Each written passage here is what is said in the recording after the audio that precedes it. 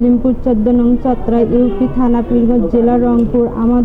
আপনাদের সামনে উপস্থিত হয়ে আপনাদেরকে জানাইতেছি যে আমি আমার স্বামী আতিয়ার রহমান গত ৯/৭/২০২৪ তারিখে মৃত্যুবরণ করিলে আমি একা হইয়া পড়ি এবং আমি আমার স্বামীর বাড়িতে আমার ২ মেয়েকে সহ বসবাস করি। চত্রা বন্দরে কাপড় ব্যবসায়ী ও চত্রা ইউপি আওয়ামী লীগের সাধারণ সম্পাদক মোহাম্মদ জিয়াউর রহমান জিয়া পিতা মৃত কবিরউদ্দিন শাহ অনন্তপুর নাদনপাড়া প্রতিষ্ঠান ও আমার বসত বাড়ির পাশাপাশি অবস্থিত। জিয়াউর রহমান জিয়া আমার বাড়ির সামন দিয়ে যাতায়াত করিত এবং আমার একাকিত্বের সুযোগ লইয়া তাহার কামনা চাকরি করার জন্য আমাকে বিভিন্ন সময় বিভিন্নভাবে বিবাহের প্রলোভন দেখাইতে থাকেন। এক পর্যায়ে সে আমার মোবাইল নম্বর সংগ্রহ করিয়া এবং বিভিন্ন সময় আমার ফোন করিয়া আমাকে বিবাহের কথা বলিয়া ফুসলাইতে থাকে। এক পর্যায়ে তাহার সহিত আমার প্রেম ভালোবাসা সম্পর্ক গড়িয়া ওঠে। জিয়াউর রহমান জিয়া ব্যবসায়ী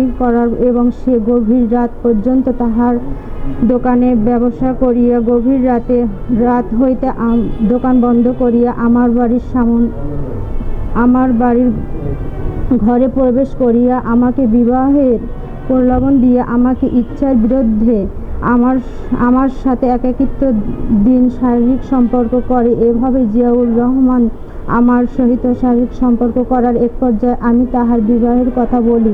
তখন সে আমাকে বিবাহ না করিয়া বিভিন্নভাবে তাল বাহানা করিয়া কল রেকর্ড করিতে থাকে। ইতিমধ্যে তাহার ব্যবসায়ের প্রয়োজনে সে আমাকে ফুসলাইয়া আমার নিকট হইতে নগদ ২২ লক্ষ টাকা, ৪ ভরি স্বর্ণ অলঙ্কার যাহার মূল্য ১০ লক্ষ টাকা আমার নিকট হইতে প্রতারণার মূলকভাবে নিয়ে নেয়।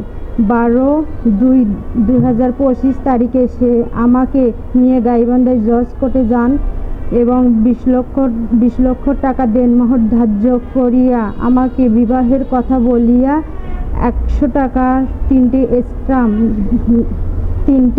স্ট্যাম্প নন জুডিশিয়াল স্ট্যাম্প এফিডেভিট করিয়ে দেন এবং সেই এফিডেভিটের মূল্য কাগজপত্র সে তাহার নিকট সংরক্ষণ করার কথা বলিয়ে নিয়ে নেন।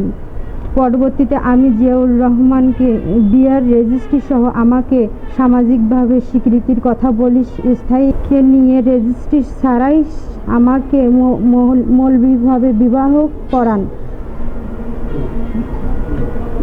এভাবে এই প্রতিষ্ঠিত সে আমার সাথে শারীরিক সম্পর্কে লিপিবদ্ধ থাকে। রেজিস্ট্রি সামাজিক বিবাহের কথা সে বলিতে নিষেধ করে। কয়েকদিন পর বিবাহের রেজিস্ট্রি ও আনুষ্ঠানিকভাবে আমাকে তাহার ঘরে উঠিয়ে নেওয়ার কথা বলিয়ে সে আমার সাথে বিবাহে জড়াইয়ে পড়ে এই সকল সম্পর্ক ছিন্ন করিয়ে দেন।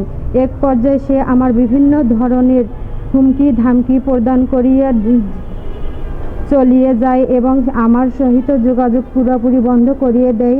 আমি একাকিত্ব তাহার সহিত যোগাযোগ চেষ্টা করিতেও সে আমার সহিত কোনো যোগাযোগ করে না কিংবা আমার কোনো ফোনও রিসিভ করে না। আমি নিরুপায় হয়ে গত ২/৯/২০২৬ তারিখে বিকাল আনুমানিক ৪ ঘটিকায় আসামি জিয়াউর রহমানের বসত বাড়িতে অনন্তপুর নাদনপাড়ায় গেলে তাহার বাড়ির লোকজন আমাকে মারপিট করিয়া বাড়ি হইতে বাহির করিয়ে দেন। পরবর্তীতে আমি বাজার করিয়া আসামি জিয়াউর রহমান জিয়ার দোকানের সামন দিয়ে বাড়ি আসিবার সময় ৩১/১/২০২৬ তারিখে সন্ধ্যা আনুমানিক ৬টা ৩০ ঘটিকায় জিয়াউর রহমান জিয়া আমাকে জোরপূর্বকভাবে তাহার দোকানের ভিতর ঢুকাইয়া এবং কিছু সাদা কাগজপত্র স্ট্যাম্পে স্বাক্ষর করিয়া নিয়ে আমাকে দোকান হইতে বাহির করিয়ে দেন। উল্লেখ্য যে আমাকে জিয়ার পরিবার মারপিট করার বিষয়টি এবং দোকানে ঢুকাইয়া জোরপূর্বক সাদা কাগজপত্র স্ট্যাম্পে স্বাক্ষর করিয়ে নিয়ে বাহির করিয়ে দেন। বিষয়টি গণমাধ্যম সহ অবগত আছেন। ইহা ছাড়াও আমার বড় মেয়ে মোসাম্মদ আফিয়া জাহান অর্থনৈতিক লেনদেন, স্বর্ণ অলঙ্কার নেওয়া এবং আমার সম্পর্কে বিষয়টি জানি। এ বিষয়ে আমি গত ২/২৬